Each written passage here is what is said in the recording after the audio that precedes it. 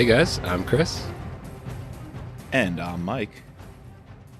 And welcome back, or should I say, welcome to No Limits, the Scot Harvath podcast. Oh, wow, that's a little different there, Mike. There it is. I like the sound of it. After 100+ episodes of Mitch Rap Pod for season 1, we are the Scot Harvath podcast. Yes.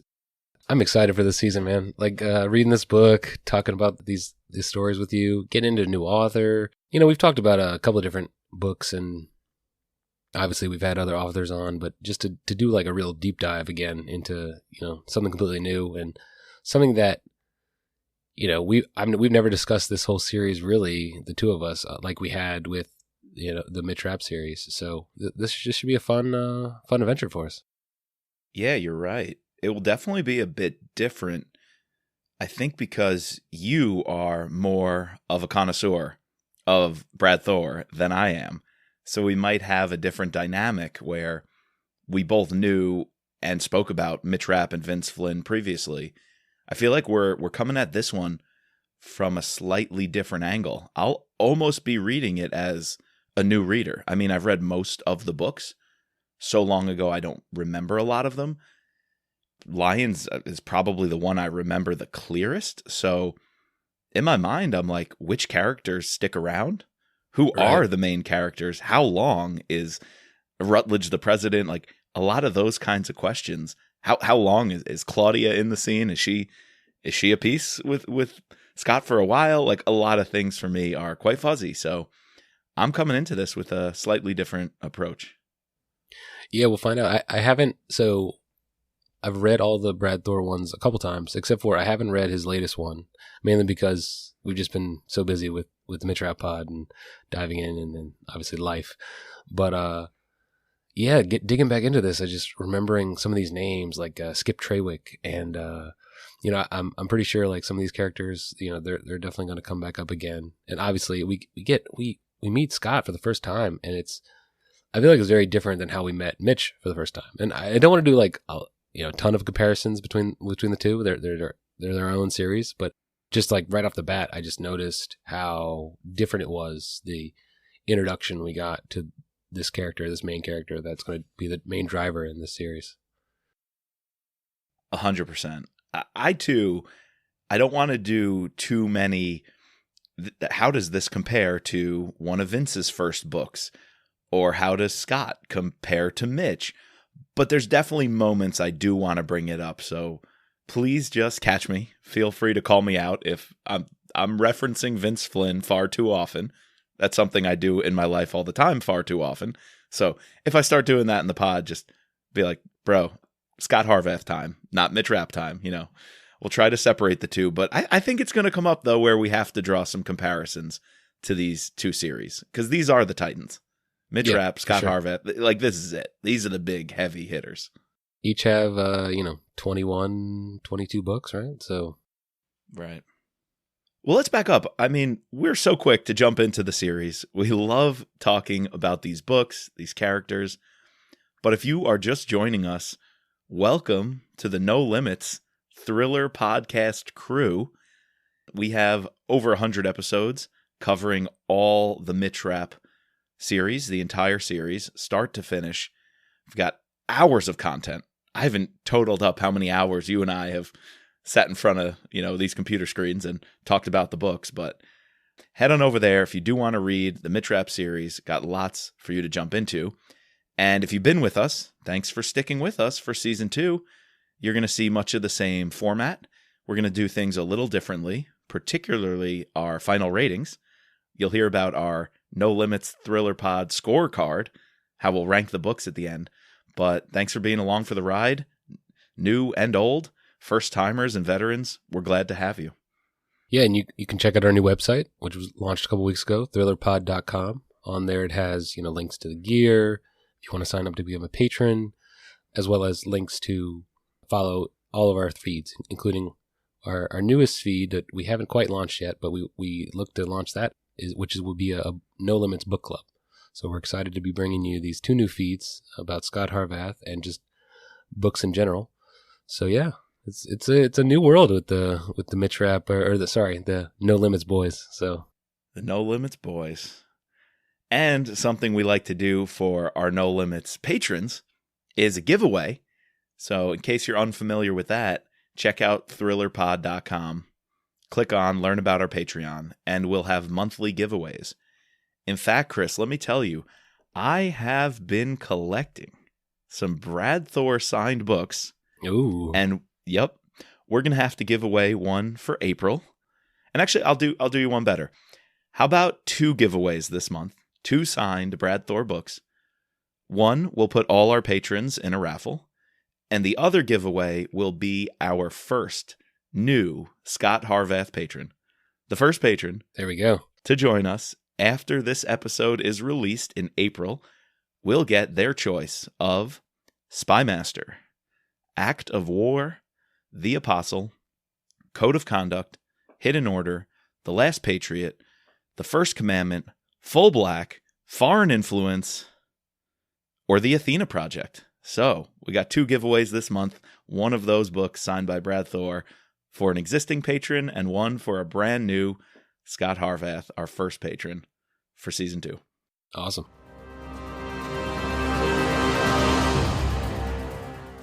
All right, well, today's the day. So, Chris, give us the rundown. What are we covering? What are we getting into on episode 1? All right, so today we are covering the first book in the Scot Harvath series, Lions of Lucerne by Brad Thor, which came out in 2002. Before I get into the summary, Mike, can you just give me a little bit of a backstory about like how you first got into? You kind of mentioned it a little bit, but how did you get into reading your first Brad Thor novel? I was trying to think of it. I don't have a really clear-cut memory. I do remember my first book of thrillers in this genre was Memorial Day with Vince Flynn. I talked about that, episode 1 of season 1. Right. And I remember shortly after that, I think Brad Taylor might have been one of my other ones, or even it could have been Dale Brown. Dale Brown does, I think, with the jets Right. and the planes. Yeah, I Right. think it was one of his. I gotta say, I think I stumbled on Brad Thor a little bit later, and I don't know what my first one was. It might have been Lions. Yeah, I don't have clear memories of this series. What about you? Do you have a moment you remember meeting Scot? Yeah, so I read, in that same bag that Tom gave me, he gave me both Mitch Rapp and Brad Thor books, or, Vince Flynn and Brad Thor books. And I picked up Lions first, actually. So out of that bag, I read Lions of Lucerne first, loved it. Then I switched to reading Transfer of Power, and I got hooked with that series. And then I stopped reading for a while. And then my first year of grad school, I really got back into reading heavily. And I could get the Brad Thor books like one after one after one on my Kindle, on like using the Libby app or the Overdrive. So I powered through those, and then I re-listened to them with the Audible app when I was working in the lab, and then that's when I went back and listened to the rest of the Mitrap series. So I only read like Transfer Power and Lions of Lucerne, and then I came to back to Brad Thor first, and so that's all I remember. And I remember at this time I was going through a big Dan Brown phase, and I'm gonna I'll talk about this a little bit later, but I feel like I gravitated a little bit. I love people can probably shit on my take about Dan Brown, but I really like those books. I don't know. I like National Treasure. I like just going into history and learning different things, and I feel like that's something that Brad brings to the story that's different than many of the other books in this genre that I've read, and so that's what gravitated me towards these novels. And we're gonna talk a lot about geography and history, everything that's placed throughout in the story, coming up. So yeah, that's my backstory into Brad Thor. Nice. I remember the Dan Brown days, Da Vinci Code, and all of those. I was into them, really, really into them for a while.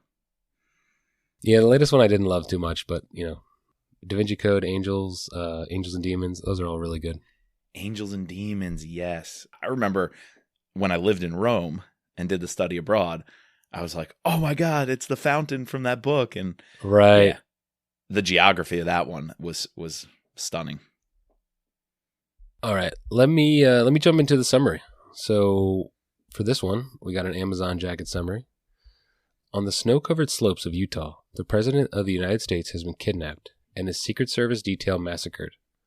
Only one agent has survived, ex-Navy SEAL Scot Harvath. He doesn't buy the official line that Middle Eastern terrorists are behind the attack and begins his own campaign to find out the truth and exact revenge. But now, framed for murder by a sinister cabal, Harvath takes his fight to the towering mountains of Switzerland and joins forces with the beautiful Claudia Mueller of the Swiss Federal Attorney's Office. Together they must brave the sub-zero temperatures and sheer heights of the treacherous Mount Pilatus, where their only chance for survival lies inside the den of one of the most lethal teams of professional killers the world has ever known. Boom. It's pretty solid. Book has a 4.06 on Goodreads and a 4.4 on Amazon. I saw that. I feel like that 4.06. Thought it was a little low on Goodreads. I'm kind of disappointed on that. I went in there and gave it a smash to 5, so hope to bring that up. Yeah, I was caught off guard because all the Mitch Rapp books were pretty much the exact same. 4.2, 4.28, 4.3. I was shocked to see 4.0 for, I mean, not to spoil our ratings at the end, but one of my favorite thrillers. Yeah. Quite possibly, first book out the gates, possibly best in this entire series. I was shocked to see that score. Yeah, and I think when I was doing my, some half-assed internet research, Barnes & Noble at one point had it on a list of top 10 political thrillers of all time, So, I mean, which I think it rightly deserves a place on that list. This is a great book. The score is way too low. Way too low.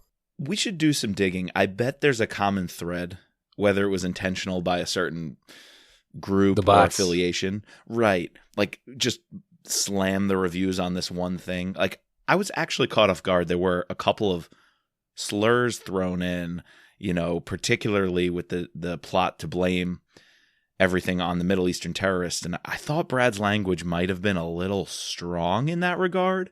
This could just be me and my lens that I'm looking at this through. But I mean, referring to it as Sandland, and Scott says, I hate these damn Middle Easterners at one point. And like, all right, for the genre, that's maybe par for the course, and maybe, what was this, 2002 the book was released? So maybe, yeah, there were wounds. There were wounds that year, plenty of them. So I can't blame Brad for the harsh language there, but it just seemed a little indelicate. So I'm curious. I don't know. I'm wondering if something like that is part of a coordinated effort to lower these scores. Who knows? I could be making it up. Yeah, no, it's interesting to see, and I definitely think that we mentioned this before, but I think Brad puts, whether or not he believes this or not, but I feel like he at least puts into the character of Scott these very strong ideas that I don't recall, having. Just the only other story I have this to relate to is Mitch. Mitch had strong interpretations, but like Vince didn't put that in there like that. It's just it's the little nuances there that are different. But that's Brad's choice, and that's how he wrote the character. I think that's the character he created, and also I think he's trying to capture the attitudes of people who were in these shoes in a post 9/11 world, right? Like, yeah, exactly. Sure. I'm sure these names and monikers were thrown around pretty loosely and used pretty regularly. So it does add an element of realism to it, I would assume. But that's the choice. It did strike me as a bit, like I said, indelicate, but I'm not going to take odds with it beyond that. So got it out of the way, ready to go. All right, Mike. So why don't you tell me what you thought about the book? Well, you know what I like to do.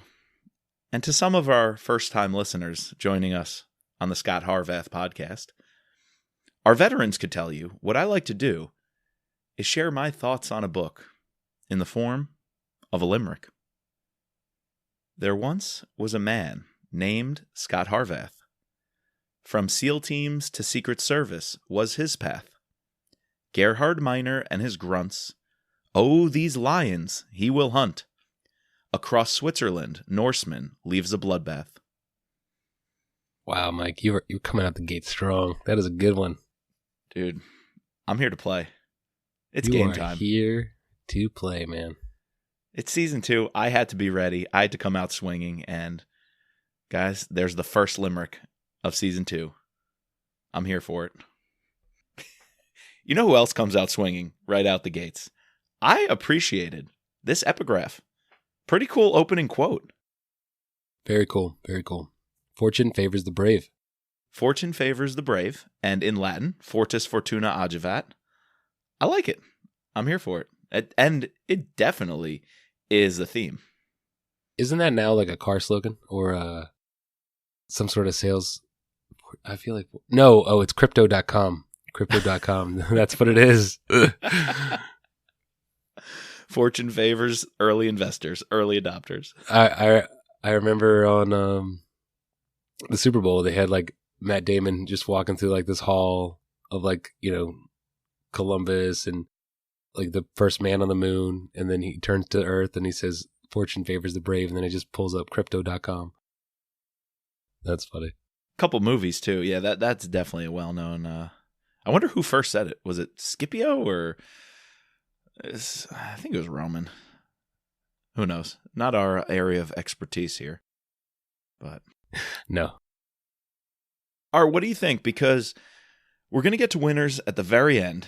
And again, don't want to spoil too much about our final thoughts, but damn, a winner of this book is the opening skiing scene. Insanely well done. Right off the bat, you're just gripped. Once you get past I think we first meet up with some political players, right? We don't quite know who they are, backroom deals, right. Setting the stage for this, mysterious plot. But then boom, as soon as we go over to Utah and we meet up with Scott, we get introduced to him, we get, the president's daughter, and then bam, we get right into the kidnapping. And then immediately right after the kidnapping, we get the whole avalanche scene and Scott gotta get out. I get Everest vibes here. Like it's Dude. just, it's freaking crazy. Like I would love to see this on the TV screen, or in the movie, the movie theater. Yeah, and just the Secret Service, how they're set up, how the details are arranged for the president, codename Hattrick. Yeah, I like that. And Goldilocks, his daughter. Hattrick has a good reason. He was VP, I think, twice. And then when he became president, that was his third term in the White House and didn't decide to return. Oh, no, it was his wife. Or was it something with his wife? I forget what that was. But he wasn't going to return because his wife died. So he's only going to be there 3 times. Yeah. She died and he was going to leave. So that would be his third term in the White House, in the executive branch. Yup, exactly. Yeah, like that. His daughter skiing. Scott's with his daughter. I love the playfulness of their relationship. It's unfortunate because how they're going back and forth and how she looks up to him, even has a crush on him. Yeah, pretty cool way to introduce us to Scott. This U.S. freestyle skier, right? Ski champion. Didn't even go to college right away after high school, but joined the U.S. team. He was favored to win in the Olympics until he also lost his father. And because of that, really dropped off the team, ended up going back to college and realized to do something more with his life instead of just grieve over his lost career, his lost father. He joined SEAL Team 2 and gets trained as one of the polar SEALs. So he's skiing and now we're learning he has cold weather training. That's going to definitely help him with his job and the detail protecting the president and his daughter. It's right. This guy, he's got the chops and is in the perfect place to do something totally badass. Right. I liked, I feel like too many people would pick their character to be an ex-SEAL and just immediately, they would only be part of Dev Crew, part of SEAL Team 6, because that's the badass thing to do, which Scott eventually was part of Dev Crew, right? But the fact that his main time with the SEALs was with the Polar SEALs and SEAL Teams 2, right. gives him this extra layer of like I had no idea there was a SEAL team. I mean, obviously I knew there was a SEAL Team 2. If there's a 6, there's got to be a 2, right? But I didn't know that the 2 was a specialized unit, And obviously he needs to have that knowledge because where this book and the plot like takes him, or why he even gets picked to be the advanced, to be in charge of the advance team for the president is because of his knowledge, right? So I like the choices there, like that sort of build out Scott's character backstory much better than other novelists that we would get. So true. And another part that gets built out is his call sign. And when we hear about that, we get a little description. So, being the first time the world has met Scot Harvath, here's what Brad gives us, and I quote, "Norseman was the call sign Scot had picked up in the SEALs, which had remained with him ever since. At 5 feet 10 and a muscular 160 pounds, with brown hair and ice blue eyes, the handsome Scot Harvath looked more German than Scandinavian. In fact, the call sign didn't derive from his looks, but rather from a string of Scandinavian flight attendants he had dated in the SEALs." That's awesome. I'm digging it. The Norseman is such a iconic, awesome call sign, and that backstory we get it just right away. It's great. Sometimes Scott, Norseman, you think like flowing blonde hair and all this. It's a little tough for me to break that stereotype. I got to remember he doesn't look Scandinavian. Norseman has to do with, some of his female friends while he was in the SEALs. So yeah, he's 5'10", not even that tall. Kind of like a Mitch, not the tallest in the group, is not going to stand out like a sore thumb. 160 pounds. Not bad. It's not like he's, 210, 220, built like a linebacker. Not all that big of a guy, right? You getting that sense? Yeah. But obviously we learn his workout regimen and how he keeps his body in shape. So I imagine he's just like a very athletic dude. And obviously he has to be with, I imagine a skier's body, like someone who has muscles, but is skinny. So it fits the bill. Yeah, I can only imagine his legs and torso are just like right, rock freaking solid. Right. Yeah. No, for sure. Yeah. Anything else about the ski scene that you really liked? I think it's also when we're meeting the villains, and so Gerhard Miner, and seeing who he is and what he set up, and it even talks about his background where he was in Swiss intelligence. And he was brought in on this mission called The Fog. He was brought in to do, you remember we talked in season 1 with Matt DeVoe, who was brought into the CIA to do red teaming, like find all of our flaws and our faults, tell us what you would do as a hacker and we'll hire you and get you to do that for us.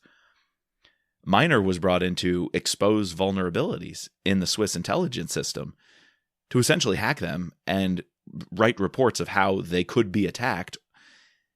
And because of that, he was given nearly unlimited access. And now he has his whole career high up in Swiss intelligence. So we're getting the sense it's an inside job. There's somebody who's connected, who's got the resources.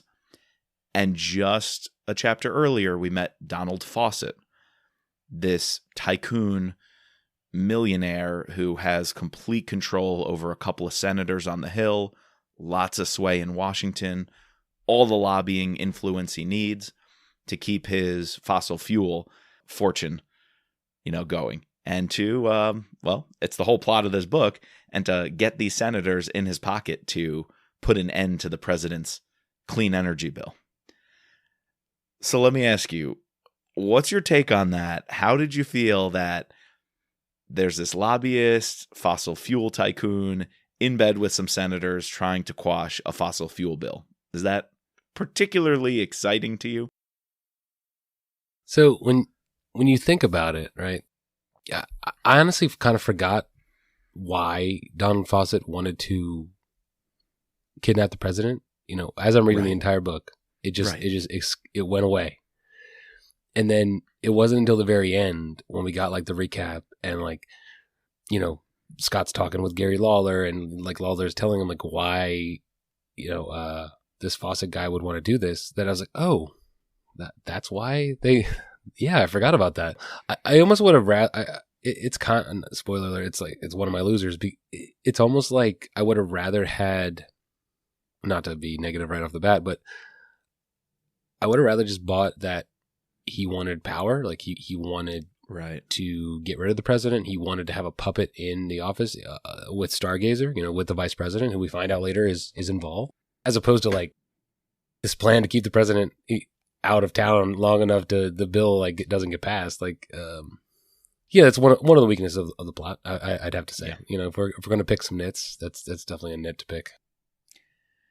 Yeah, I agree. I ended up forgetting who Donald Fawcett was. Yeah, no, you do, because he doesn't come back until the very end. He doesn't come back until the very end, and one of the major cliffhangers, actually the biggest cliffhanger at the end, is Donald Fawcett's gone. How that was like the cliffhanger of the last chapter. Oh, right.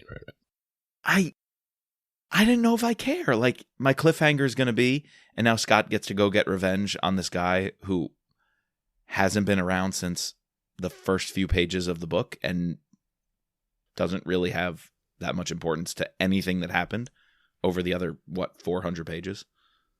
Yeah, no, yeah, I agree with you.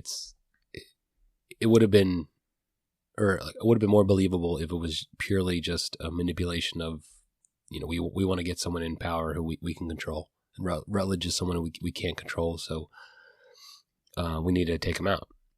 Yeah. But from the very beginning, we knew that they didn't want to kill the president, which kind of like lessens the stakes there a little bit. But then like I said, you kind of forget about all that. Like the plot is so propulsive, and you want to like you want Scott to figure everything out. That just it takes you away from that little minor detail. You know, it's almost not it's not even necessary. Right.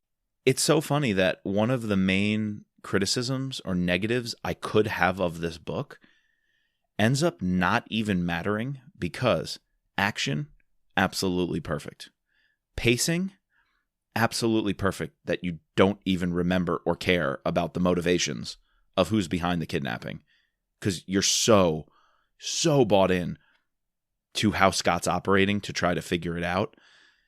And then the details, it almost becomes a detective story. Like, oh yeah, Scot Harvath, beyond his survival skills in the avalanche, you know, saving the president's daughter, and damn, he MacGyvers that. He's oh like, my God, ripping apart the backpack to make like a brace to cradle her neck. They're surviving in like this igloo underneath the avalanche. The way he MacGyvers his way out of that is incredible. So like all these things that Scott is doing, these amazing details of how he's surviving essentially, makes you not care about the larger, you know, zoom out plot of there's a fossil fuel bill and some billionaire doesn't want it to pass. Don't care. Yeah, no, I agree. And, you know, I love the little details, which I feel like in other novels I've gotten these details and I didn't care about them, but I cared about when Scott was like, I don't want to move her too much because that could lead to permanent damage. Like, It's like little things like that fill up the story that I appreciated and I enjoyed, because it made me think about things, you know? Yep. And then to go from, you know, Scott's survival, and then we're sort of mimicking that with the whole plot of the assassins and how, you know, they come in, they have the description of all their technology, the glare guns, you know, blinding everybody, trying to set up this false flag, you know, operation in terms of that it's the Middle Easterners, you know, or someone from the PLO, right, or Fatah, and then how they're able to get away, and they have this escape path, and the toboggan where they almost lose the president on the toboggan. Like that scene, it's everything. When you're reading it, it's very gripping. You know, like you want to keep reading, or in my case, listening. I don't know, that was great. And then right after we you know, Scott survives this traumatic event, and we're not even, I don't know, a third of the way through the book, we then switch to, you know, Detective Harvath mode when he goes to the house where the Mormons get killed, right? And then that leads us down this entire path, which I'm I sort of mentioned it before, but this story, I feel like maybe Brad, I think it's going to be a common theme throughout all of his novels, and maybe just because you could tell Brad really loves geography, and he does his research. He likes to go visit places, and I follow him on Instagram. He was just in Lake Como, like writing, like he goes, he's a globetrotter, and so he puts it in his novels because that's what he knows, that's what he does, and so he puts Scott in those same situations, and we're gonna go everywhere, right? And you could think that that's going to be a little bit too messy, a little bit too crowded, but I don't think it was that messy. And it was not. To me, this is a good thing. I'm not saying this is a bad thing. This story was almost like Jason Bourne meets National Treasure meets Da Vinci Code. Like, oh yeah, we get like oh yeah, what's the Dan Brown's main character in the Da Vinci Code? Robert Langdon. Yeah, we get like Robert Langdon, but he's a fucking badass who could kill people, Yeah. Or Nicolas Cage can actually can hold a gun and shoot. Like, it's awesome. Yeah. Scott has so many skill sets that you love and embrace. Super intelligent. He's so intelligent, and on top of that, he's hysterical. Oh yeah, I love the comedy. He's so much more likable than Mitch. I hate to say that, but he is. You can just, like, Scott, one moment he's a big bear, the next moment he has a badass hand-to-hand fight scene. Then he's also like this uber smart detective, almost like a Sherlock Holmes. Like, he's got this air about him. And then he has all these connections to people. Everyone obviously loves him. How many girls does he, female friends, does he call up and ask for help? And every one of them is like, ooh, Scott. It's like there's so many dimensions to this guy. Yeah, but I think his backstory like lends to that, right? Like, all his time spent in one skiing. So like in all these places, if he's top skier, would have been in Utah, would have been, I'm imagining he would have went to the Alps at some point, right? And they mentioned that in the story, right? And then as a SEAL, all the military contacts in both Team 2 and, Team 6. And, Team 6 is the one that goes in and does these takedowns, right? So when you're liaising with people in other countries, you're going to gather all those contacts.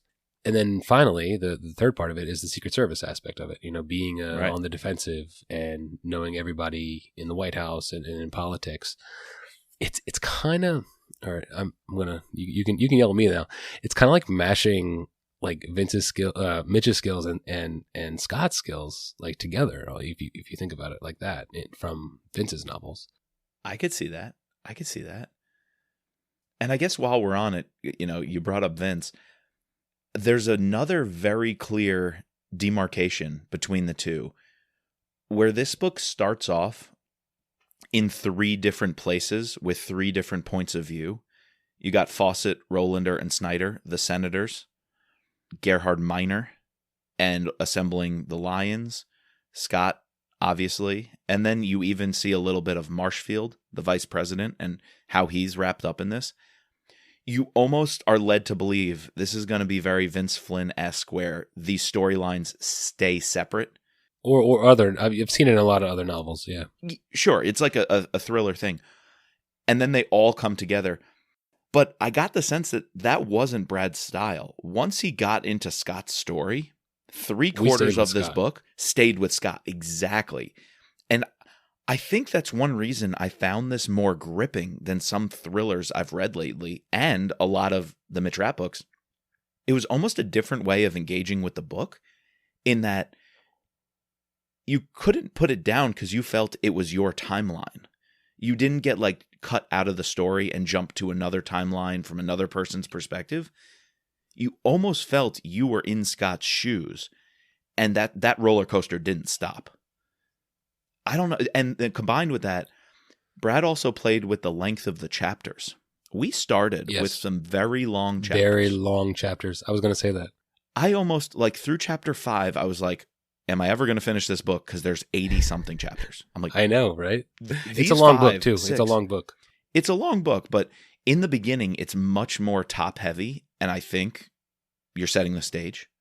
your first time building this universe. I almost felt like sometimes I did with early Flynn.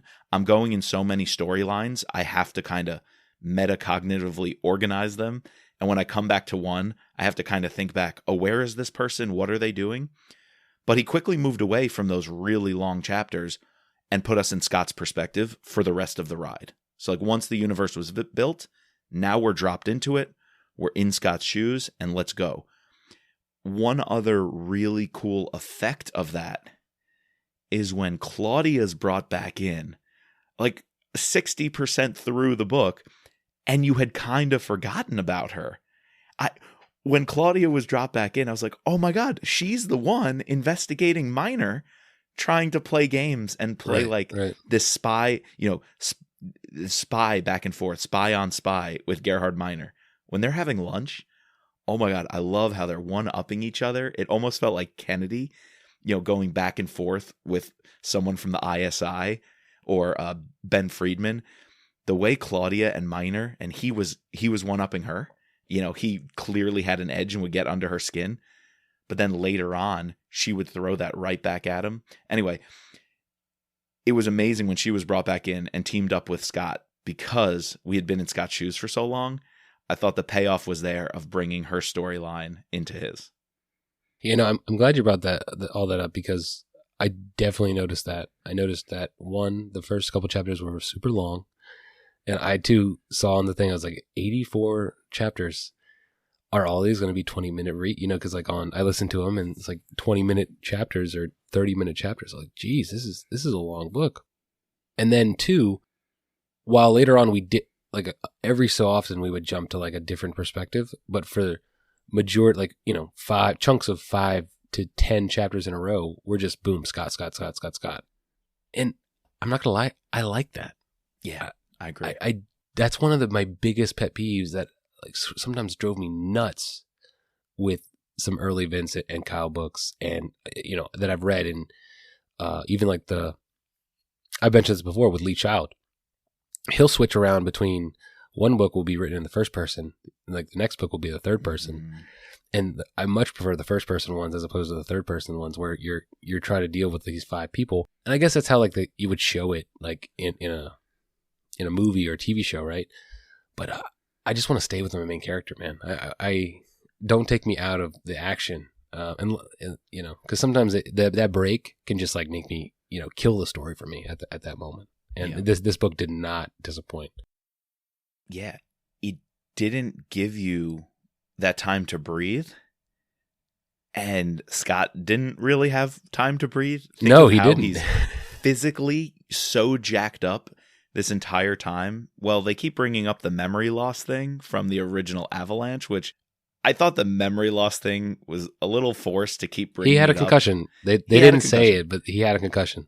But yeah, they could have just said that and whatever. It didn't really affect the plot that every time there was new information. Oh, I was a little fuzzy on the details. Wait, it's coming back to me now. So that felt a little forced, but I mean, he gets shot towards the end. He's messed up from the avalanche. He goes into the ice water. He's having hypothermia. He gets stabbed in Union Station. Right. Oh my God. He gets shot at on the street in Waterfront too. Yeah. The shootout. Yeah, there's that shootout at the bank or post office or something. The bank and Navy. I'm imagining that was the Navy Navy/waterfront stop. I think that's what he said. He got off at Navy Yard. Sorry. He's taking cabs everywhere and then doubling back on himself. The dude is just going, and we as the reader are right there with him. Would you say this book is exhausting? In a good way. Just think about the places that Scott goes, right? So he starts off, he's in Utah. He takes a helicopter all around Utah, comes back, flies back to D.C. We find out he lives in Old Town, right? Right. Yep. So Old Town, D.C. He's running all around D.C. All over. And then he finally decides he needs to go over to Switzerland. In Switzerland, at one point, he then drives to Munich to meet up with his old buddy. Right. Then he's back in Switzerland. And, he's going all over Switzerland, right? He goes to Lucerne, Bern, Grindelwald, up in the mountains. Interlaken, yep. He's taking trains. Yeah. So Yep. he is going everywhere. And while he's doing this, another thing I like that Brad's doing that makes the universe feel complete or bigger, all the good guys on his team, some who maybe don't end up being good guys, but we're getting a sense of the wider network of operators, whether it's, we meet at one point all the Secret Service people, the director there, who in the end is, on his side. I forget his name. Director Jameson. Right, Director Jameson. There were a couple of higher-ups, mid-level managers who were not on his side, like Shaw who turns on him. Oh, yeah.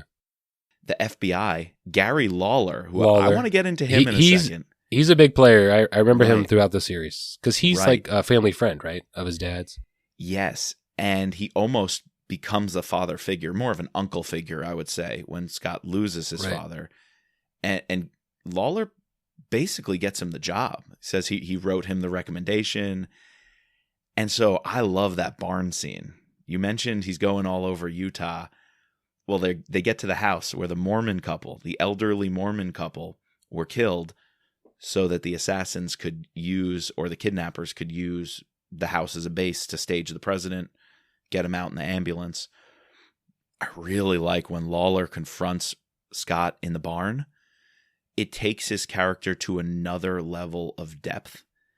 When Lawler's like, I covered for your ass, you blew it, you're done, I'm handcuffing you, I'm sending you back in. And you know this like mentor-mentee relationship is gonna have another layer. And then in the end, even as much as he's fucked up and he's getting framed in the eyes of the US government, Lawler gives him that chance and says, fax me the evidence. He takes his phone calls. Scott says, look, I'm going to tell you where I am, but before I tell you where I am, listen to all this evidence. And Lawler accepts it. He's not a dick about it. He trusts Scott, even though the evidence and his job says he shouldn't. He should arrest him. Lawler has this kind of, someone you care about is on the edge of doing something really dangerous and possibly bringing you down with them. But you find it in yourself to give them tough love, but also give them the rope to, you let out the rope to let them do what they need to do because you love them and you trust them. Yeah, and what was interesting about Lawler is when there's some line drops in the beginning where, they're bringing in the government's top dog, right? And you almost feel before you meet him, and obviously before you eventually know who he is, and as he gets fleshed out throughout the books, how key of a character he's going to be, you almost, at least in my mind, I thought back to all right, he's going to be some asshole political player that we're not going to like. He's going to be an adversary, an enemy to Scott. But then I like how Brad, right off the bat, in that barn scene, yes, he does chew out Scott, but we know that he cares about him. We can tell that he's not gonna be on Scott's bad side. He's actually wants to help Scott, and in the end, he's the reason that Scott survives, right? So, right. Contrast that with, because I too thought we were headed that way, we still get little glimpses of a very Flynnian politics scene inside the White House with Chief of Staff Defina, the Vice President's Chief of Staff. He reminded me of Garrett, yeah. I was getting Stu Garrett vibes. I really was. And I'm glad that didn't last because, Vince, that was the hallmark of the book. You're going to remember Mitch battling with the assholes on Capitol Hill. And it's some of the more badass things he does. I'm glad Scott got his words in. And so did everyone else. Yeah, they bitched him up. But it wasn't the whole thing. You could tell that's not as much of Brad's shtick as it was for Vince. And so it happened. I was glad to see Scott also playing that role, standing up for himself in front of the politicos, at the White House. We got just enough of it. I felt like it was just the taste we needed. Yeah, Scott definitely has an authority complex, right? He punches an FBI agent right at the scene of the crime. He punches the chief of staff. He lets his voice know during the meeting, in the Situation Room. Yeah, he's not afraid to let to say his piece. and he won't be stopped. I saw that. I like that. So we sort of like jumped around, but one of the things I wanted to ask you, what did you think about when Scott found out that the president was kidnapped? I found his reaction to be a little bit interesting. Like Underwhelming. I thought it. Yeah, I thought it was a little underwhelming. Like I thought it would have been a little more oh shit moment. I mean, obviously, then he goes on this entire escapade. So, like, obviously, he cares about the president, and he did just go through a huge ordeal with the avalanche and everything. But right. Blame it on the concussion, I guess.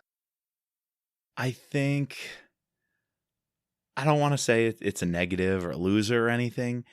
I was a little underwhelmed with the level of emotion in the characters.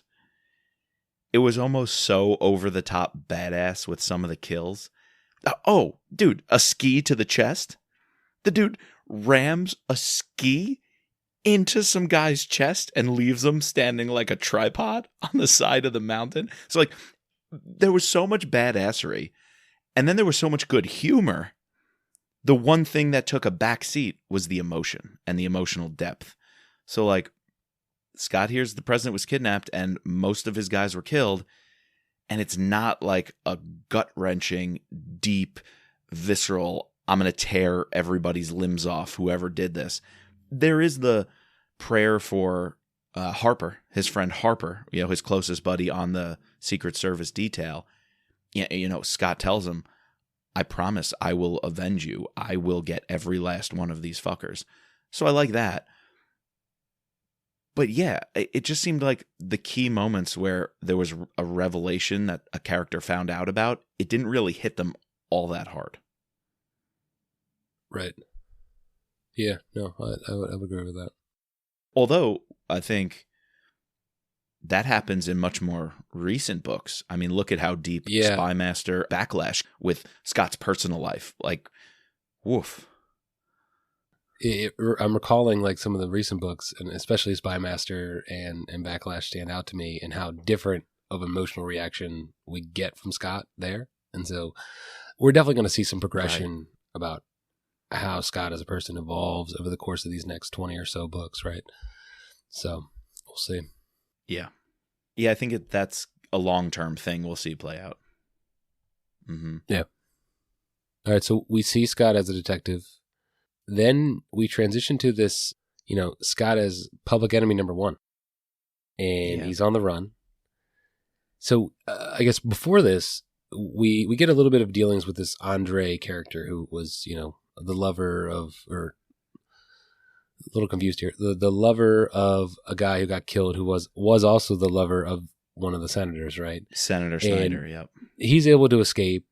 He happens to run to the one person who, Scott, again, has a fling with, or I don't know if he had a fling with, or like it's implied that they're like, very close, who works on the Hill. So she was more Scott of a gets friend, brought though. in.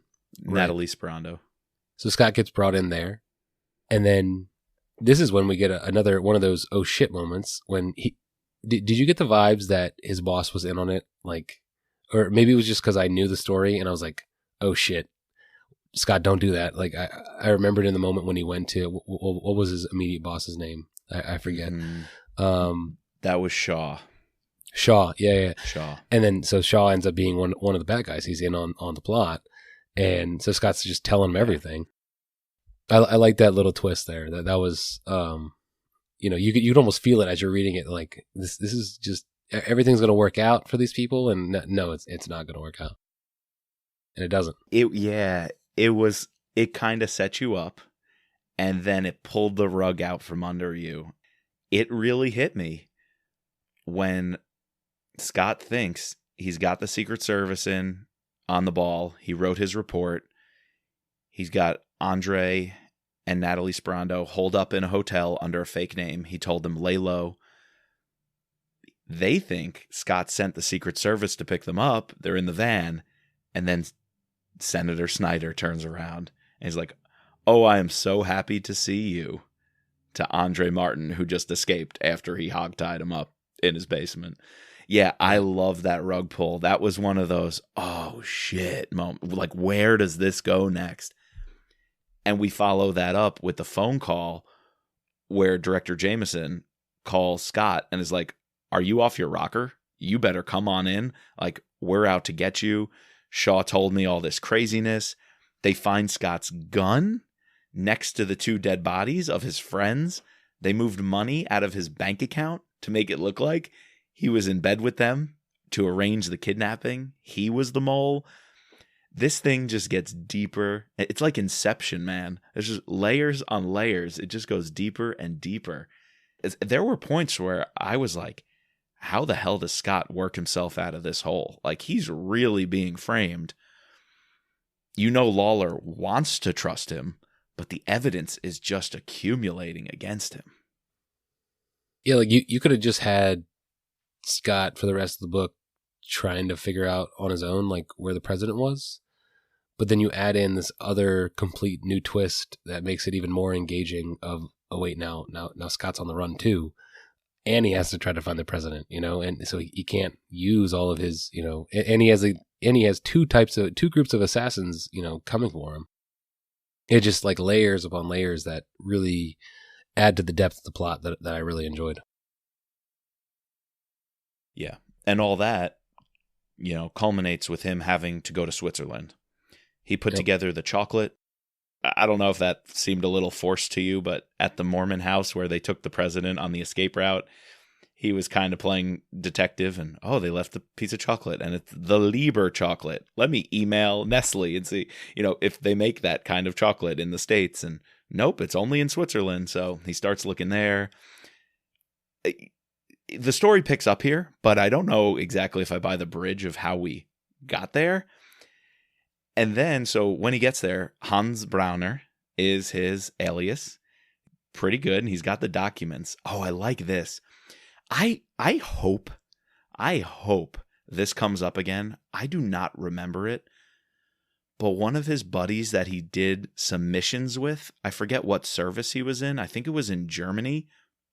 He wanted to thank Scott for some ops that they worked on together. And so this buddy says, "Hey, come with me. I want you to meet somebody. I got a little gift for you." And they meet Tinkerbell, and Tinkerbell is the forger who gives them these passports and is like, "Tuck this away for good measure. It's your insurance policy if you ever need it." And that's Hans Brauner, Scott's alter ego that he's able to escape with. I hope we get little tidbits like that. You know how American Assassin goes back and fleshes out Mitch's backstory? Yeah. I don't recall, do we get a book of Scott on the ski team, meeting his contacts, going into the SEALs, on missions, building up this insurance policy? All these little things we got hints of. We don't ever get a book on that, do we? No, I don't think we do. No, but a prequel book would be really cool. Yeah. That'd be really cool.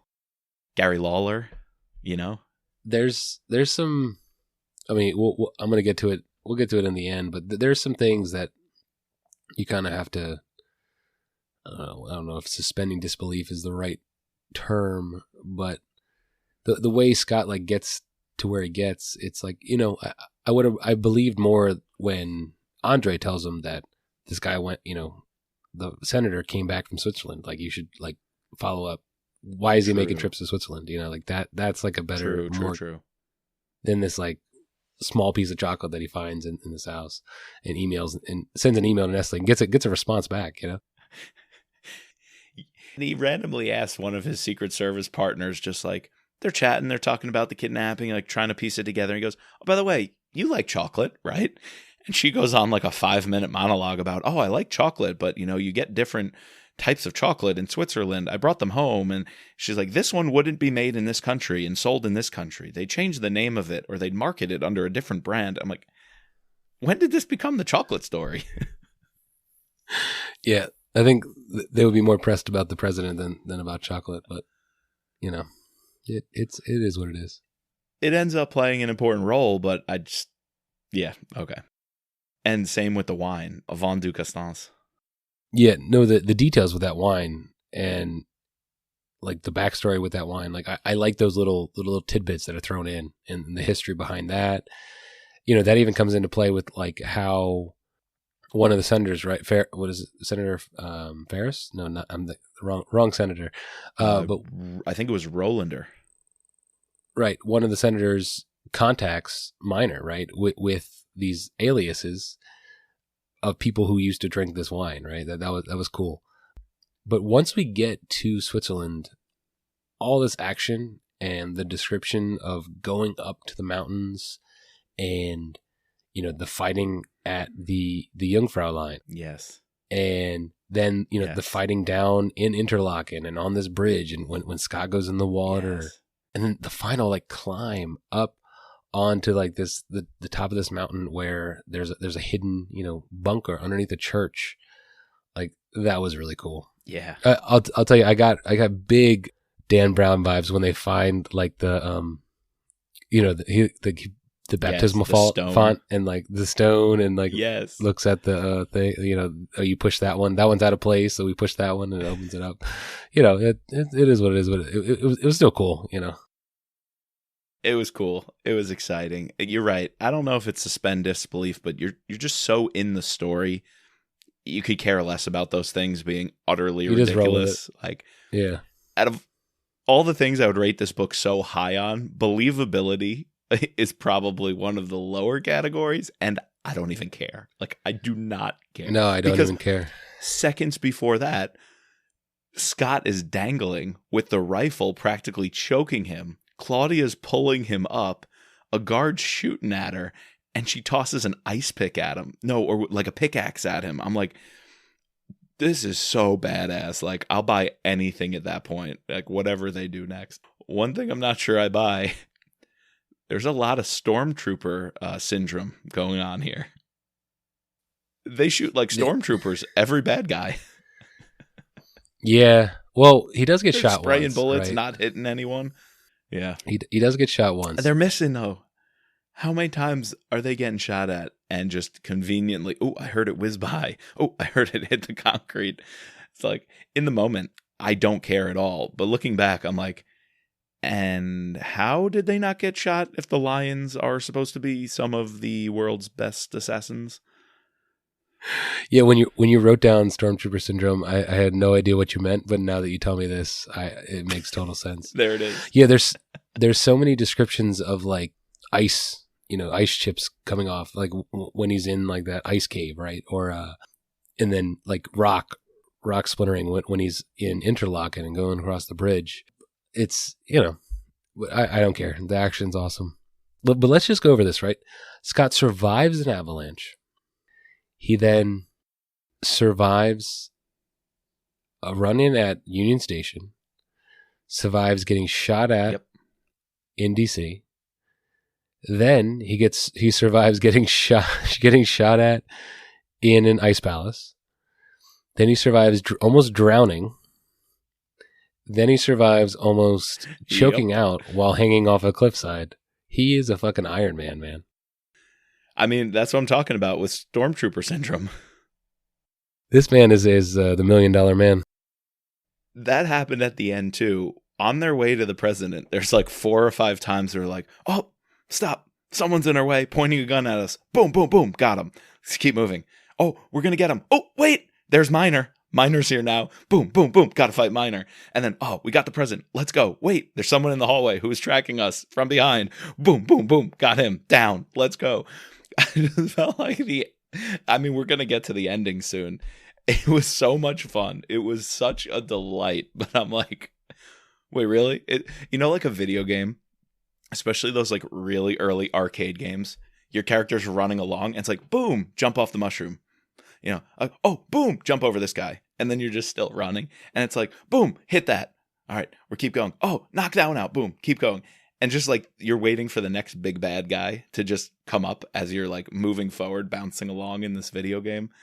I just kind of felt the ending was like that. Yeah, I mean, I guess that's what happens when you have 2 different teams of assassins trying to get you, as well as, a bunch of law enforcement's trying to get you as well. So, yeah, no, you're right. But honestly, I didn't care. I enjoyed it. It didn't care. I thought it was propulsive. But yeah, when you look back on it, it's kind of like, all right, he did kind of survive a lot. Maybe one too many oh shit moments, Yeah, like that last one where like they come out, he has this, crazy battle with Minor. And then, they think they're safe. They come out, and then boom, the final like American assassin found them. And the groundsman. He's like, "You're dead."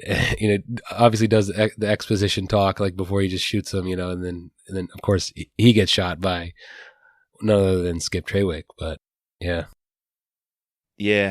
And I mean, I get that you wanted the team that Lawler sent to be the ones to save them, but you also wanted Scott to be the one to beat the pulp out of Minor. So it's like, even after Scott was able to get Minor, he needed that cathartic release just pounding on the dude.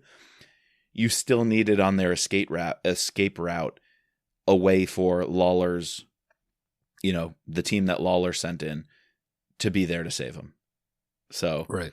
I get you needed one more bad guy, but it just seemed like, another cog in the wheel. Yeah. All right, we're talking about details. Claudia's grandfather. That man is a beast. How many times did Claudia reference something her grandfather taught her, knowledge he gave her about being in the Army Corps of Engineers, building the bunkers, the knife? At one point, she had to use a knife a couple of times, and it was her grandfather's knife. And Scott's like, the more I think about it, the more I get to know you, the more I feel like I would have loved your grandfather. I feel like that would be another good spin-off story. A young Claudia learning from her grandfather. No, yeah. And the detail that she's able to remember, she paid attention to his lessons, and that pays off big time. Did. And I liked, and I looked up like some of these things. Brad intertwines like Swiss politics or Swiss history. The fact that everyone is issued a rifle, but only certain people have ammunition. Like Claudia would have ammunition, but normal citizens don't. That's interesting. You're right. I've been to Switzerland a lot of times, but I've never seen a military base. Where do you think they are? Well, they're hidden in the mountains. Like that kind of stuff makes sense. Yep. And that was really cool and added another layer of intricacy and detail to the story. Yeah, definitely. Like you said, geography, history, and let's be real, I think that's Brad's version of Vince's political scenes. Right. Where Vince was the master of the political intrigue on the Hill, Brad is the master of geography and international politics. And man, it's just so clear here. It's like so clear that that's his strength, and it really carries throughout the series, especially his latest books, taking real geopolitical scenarios and playing them out. Like, that's his bread and butter. Yeah, you can tell it's something that he's passionate about, and he cares a lot about it. All right, so Mike, is there anything else you want to talk about in terms of the, Scott's mission and getting the president? I think we covered a lot. I'm sure, there's just too many little things. So there's a lot. I don't want to just go through a laundry list of amazing little details and little scenes. There's so many of them, but I think we did what we can to cover the big ones. All right. We got to thank our patrons, including our special operator, Sherry F., our special agents, Daryl, Kevin, George, Matt, Dawn, Dennis, Peggy, Catherine, Ray, Bridget, Jeff, and Mark. Please subscribe, rate, and review using your favorite podcasting platform. You can find us at thrillerpod.com or using Twitter or Instagram at MidtrapPod. And as always, didn't your mother tell you not to point?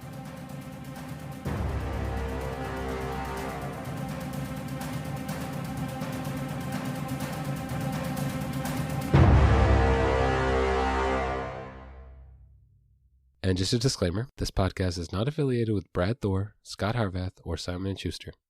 The music soundtrack is Honor Bound by Brian Teo.